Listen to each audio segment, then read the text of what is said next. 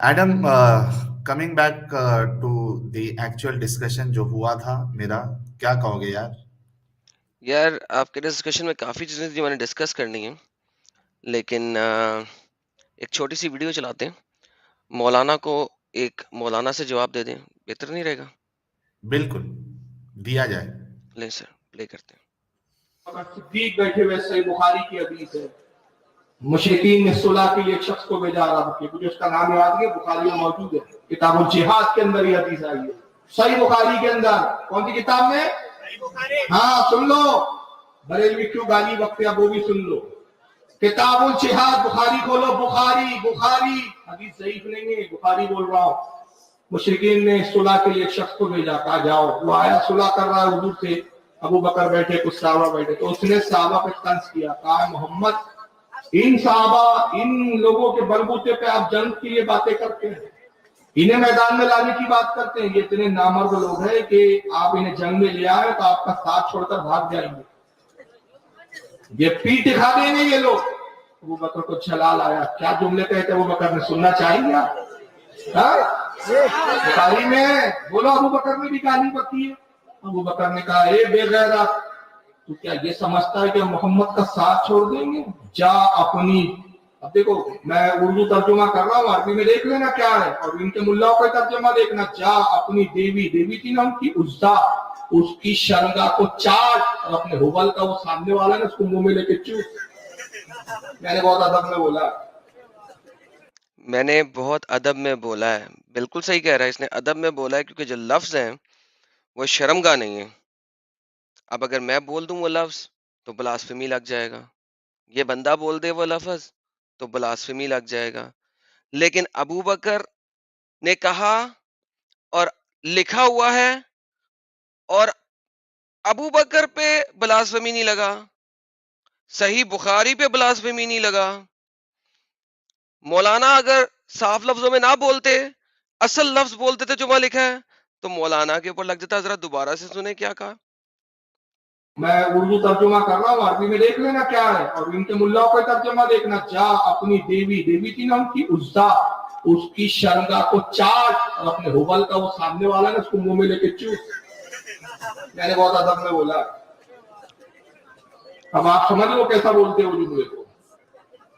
सामने वाला होता है ना, उसको मुंह में लेके क्या कर, चूस। और जो तेरी देवी है ना उज्जा, उसकी सामने वाली जो शरगा है ना उसको चाट। ये क्या है? क्या बुखारी मजे ले लेके बोल रहा है। तो अपने बाप की ओरिजिनल औलाद। लाओ तुम्हारे मदरसे का कोई मौलवी बुखारी खोल के दिखाता हूँ, बुखारी में हदीस मौजूद है, सही बुखारी है, सही सनद के साथ। तो ये ईमान का तकाजा है, ये ईमान है, ये ईमान की हरारत है कि जब अहले ईमान किसी गुस्ताख को देखते हैं ना।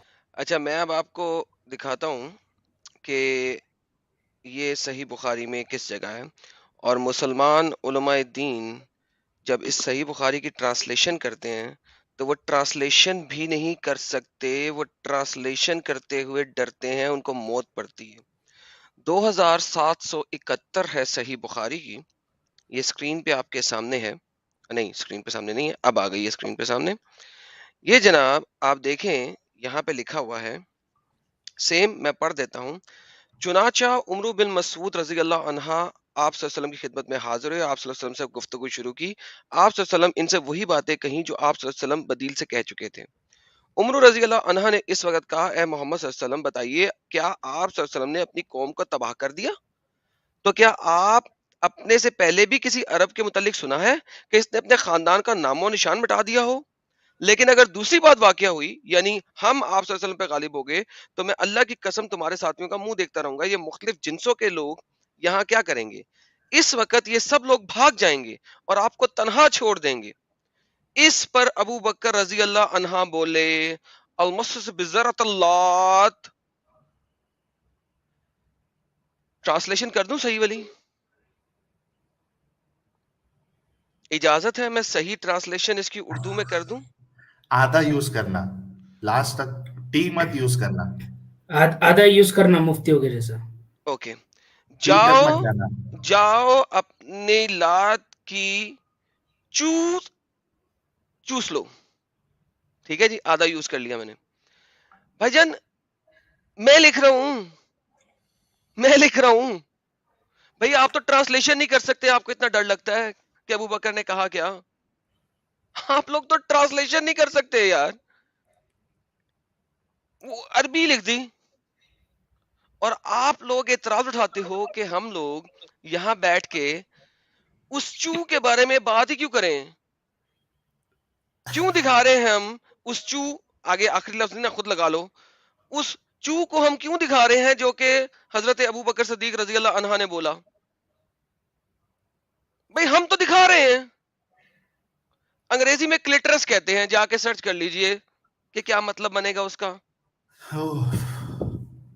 اچھا ادھر یہ جو ہیلو حدیث, ہاں ایک منٹ, عظیم خان بھائی ایک منٹ, میں موقع دیتا ہوں آپ کو. اچھا ایڈم, یہ جو حدیث کا حوالہ جو میں نے بھی پہلے رکھا تھا اور اس پہ ہم نے ایک اسٹریم بھی کی تھی, اس میں وہ جو شخص ہے وہ تو بڑی عزت سے بات کر رہا تھا محمد صاحب سے, سر آپ آپ نے سے بات کر رہا تھا. اب یہ مفتی یاسیر نے جو میرے ڈسکشن میں کہا کہ اس نے کہا کہ تم گنڈے کو لے کے آئے ہو, یہ کس حدیث کے حوالے سے کہا ہے مجھے نہیں معلوم, ہو سر سکتا ہے یہ دھوکہ بھی دیا ہو. سر اس سے پوچھنا تھا نا یار, ہاں میں نے تو نہیں دیکھا کہ گنڈے نے کہا کہ تم گنڈے لے آئے ہو. دیکھو وہ سمپل سی کہہ رہا ہے کہ محمد یا تو ہم تمہارے پہ غالب آ جائیں گے ہاں یا تم ہم پہ غالب آ جاؤ گے, دونوں میں سے ایک بات تو واقعہ ہوگی. ٹھیک ہے, اور میں تمہیں بتا رہا ہوں محمد, یہ جو لوگ ہیں تمہارے, یہ تمہیں چھوڑ کے چلے جائیں گے اگر تمہاری ہمارے سے لڑائی ہوئی. بات تو یہ ہو رہی ہے. ہاں اچھا اب اگر محمد صاحب لڑائی کرنے بھی گئے ہیں وہاں پہ, لیٹ سے, ٹھیک ہے, اگر وہ لڑائی کرنے بھی گئے ہیں تو بھائی جان لڑائی کرنے کا مطلب کیا ہے؟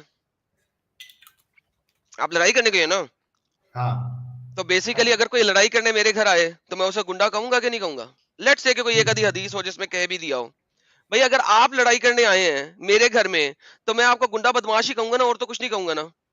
اب میں لیکن اس حدیث محمد کی صاحب بات کو نہیں بھی کر نہیں رہا, کہا ہے, محمد لیکن صاحب کو تو نہیں محمد کہا, صاحب کو بھی نہیں کہا ہے. وہ جو نہیں کہا, خود مفتی کے الفاظ ہے کہ اس نے یہ کہا کہ تم گنڈے کو لے کے آؤ, یہ نہیں کہا کہ آپ گنڈے کے سردار ہو یا آپ گنڈے ہو. نہیں بالکل ایسا نہیں کہا سر. حدیث کے مطابق تو نہیں ہے. کوئی اور حدیث ہو جس کا حوالہ وہ دے رہے ہوں, صحیح بخاری کا حوالہ نہیں دے رہے تھے, میرے پاس وہ نہیں ہے. لیکن یہ حدیث بہت لمبی ہے, اس کے اینڈ میں آپ کو ایک اور چیز دکھاتا ہوں. آپ نا سچ ساحل, جی جی اسٹرانگ پائلٹ. ابھی دیکھیں اس میں بات یہ ہو رہی ہے کہ مکہ والے اپنے کو بہت دوسروں سے نوبل سمجھتے تھے, ٹھیک ہے, تو ان کو اس بات کا احساس ہوا تو انہوں نے کہا کہ آپ بھانت باندھ کے قبیلے اور یہ جو ڈاکو ہیں, ڈاکو قافلے لوٹنے والے, وہ آپ کے گروپ میں شامل ہو گئے ہیں, تو آپ ان سب لوگوں کو ہمارے ساتھ لڑانے کے لیے لے کر آ گئے ہیں. تو انہوں نے بات تو ٹھیک کری ہے. اب ہاں بات انہوں تو نے تو ٹھیک ہے. بات یہی کہی ہے کہ یہ آپ کس کس طرح کے لوگ اٹھا کے اپنے ہی خاندان والوں کے اوپر لڑنے کے لیے آ گئے ہیں, تو اس میں بری بات کون سی تھی؟ نہیں تھی, نہیں تھی. بالکل نہیں ہے, بالکل نہیں ہے. یہ تو اپنے الفاظ ڈال رہے ہیں. اچھا تو پھر پرافر گنڈوں کے سردار ہیں, یہ وہ اپنی طرف سے الفاظ ڈال رہے ہیں مفتی صاحب. ہاں بالکل, میں نے ان کو بولا بھی کہ بھائی انہوں نے تو جو تم حدیث خود پڑھ رہے ہو اس میں خود بھی یہ نہیں ہے کہ انہوں نے کہا ہے کہ آپ گنڈوں کے سردار ہو. وہ تو نہیں, عزت اور احترام سے بات کیا اس بندے نے. اور ان کے گروپ میں واقع ایسے لوگ تھے جو مال غنیمت لوٹ مار کے لیے جمع ہو گئے تھے, ان کے ساتھ ملے ہوئے تھے. وہ تو واقعہ بات تو سچی ہے. ساحل بھائی میں ایک سوال کر سکتا ہوں؟ جی سر عظیم خان صاحب جڑے ہیں. ایک سیکنڈ رکیے گا پلیز, ذرا میں حدیث کا اینڈنگ پڑھ لوں. یہ بڑا امپورٹنٹ اینڈنگ ہے اسی حدیث کا, جہاں سے وہ گیم ڈال سکتے ہیں. نبی کریم صلی اللہ علیہ وسلم نے جب اسے دیکھا تو فرمایا یہ شخص کچھ خوفزدہ معلوم ہوتا ہے. جب وہ آپ صلی اللہ علیہ وسلم کے قریب پہنچا تو کہنے لگا اللہ کی قسم میرا ساتھی تو مارا گیا ہے اور میں بھی مارا جاؤں گا. اب یہ بہت لمبی کہانی ہے, میں پوری نہیں پڑھنا چاہتا. 2 صفحے سے کہانی چل رہی ہے اور وہ لڑائی ہو رہی ہے اور ایک ساتھی مارا گیا, ایک بھاگ گیا. اگر آپ لوگوں نے ابو بصیر کو نہ روکا, اتنے میں ابو بصیر بھی آ گئے اور عرض کیا اے اللہ کے نبی, اللہ کی قسم اللہ تعالیٰ نے آپ کی ذمہ داری پوری کر دی ہے. آپ مجھے ان کے حوالے کر چکے تھے لیکن اللہ تعالیٰ نے مجھے ان سے نجات دلائی. آپ صلی اللہ علیہ وسلم نے فرمایا تیری ماں کی خرابی. سر اگر اس قسم کی گیمیں ہو رہی ہیں وہاں پہ تو آپ مجھے خود بتائیے کہ اس قسم کی گیمیں اور اس قسم کے الفاظ بولے جا رہے ہیں, یہ ماں کی خرابی بھی آپ خود سوچ لیں کہ کس قسم کا لفظ ہوگا جس کو ماں کی خرابی میں صرف کمپنسیٹ کر دیا گیا ہے. اگر اس کا کوئی ایک بھی مددگار ہوتا تو پھر لڑائی کے شعلے بھڑک اٹھتے. جب آپ صلی اللہ علیہ وسلم کے یہ الفاظ سنے تو سمجھ گئے کہ آپ صلی اللہ علیہ وسلم پھر کفار کے حوالے کر دیں گے, اس لیے وہ وہاں سے نکل گئے اور سمندر کے کنارے پر آ گئے. راوی نے بیان کیا کہ اپنے گھر والوں مکہ سے چھوٹ کر ابو جندل بن سہیل رضی اللہ عنہ بھی ابو بصیر رضی اللہ عنہ سے جا ملے. اب یہ حال تھا کہ قریش کا جو شخص بھی اسلام لاتا بجائے مدینہ آنے کے ابو بصیر رضی اللہ کے عنہ کے ہاں ساحل سمندر میں چلا جاتا. اس طرح سے ایک جماعت بن گئی اور اللہ گواہ یہ لوگ قریش جس قافلے کے متعلق بھی سن لیتے کہ وہ شام جا رہا ہے تو اسے راستے میں ہی روک کر لوٹ لیتے اور قافلے والوں کو قتل کر دیتے. اب قریش نے نبی صلی اللہ علیہ وسلم کے یہاں اللہ اور رحم کا واسطہ دے کے درخواست بھیجی کہ آپ کسی کو بھیجیں اور ابو بصیر رضی اللہ عنہ اور ان کے دوسرے ساتھیوں کو یہاں کہ وہ قریش کی ایذا سے رک جائیں اور اس کے بعد جو بھی شخص آپ صلی اللہ علیہ وسلم کے یہاں جائے گا مکہ سے اسے امن رہے گا. سو بیسیکلی یہ لوگ اس کے بعد قافلے لوٹنے شروع ہو گئے, عورتوں ان کی ماؤں کو برے برے الفاظ کہنا شروع ہو گئے, جب تک کہ قریشیوں نے آ کے منت سماجت نہیں کی اور اللہ کا واسطہ نہیں دیا اور ایک صلح نہیں لی فور دا ٹائم بینگ. اس کے بعد صلح جو ہے اللہ نے قرآن میں آیت نازل فرمائی اور جس میں ہے کہ اور وہ ذات پروردگار جس نے روک دیا تھا تمہارے ساتھیوں کو ان سے اور ان کے ہاتھوں سے تم کو جنگ نہیں ہو سکتی وادی مکہ میں کہ بعد میں تم کو غالب کر دے گا ان پر کہ یہاں تک کہ جہالیت کے دور کی جہالیت ختم ہو جائے. سر اس پوری حدیث کے متن کو پڑھتے ہوئے کہیں سے آپ کو لگ رہا ہے کہ وہ لوگ حاوی ہو کے آئے تھے یا یہ لوگ ان کے اوپر حملے کر رہے تھے؟ کہیں سے لگ رہا ہے کہ وہ لوگ گالیاں نکال رہے تھے یا یہ لوگ جو کہ حملے کر رہے تھے وہ گالیاں نکال رہے تھے؟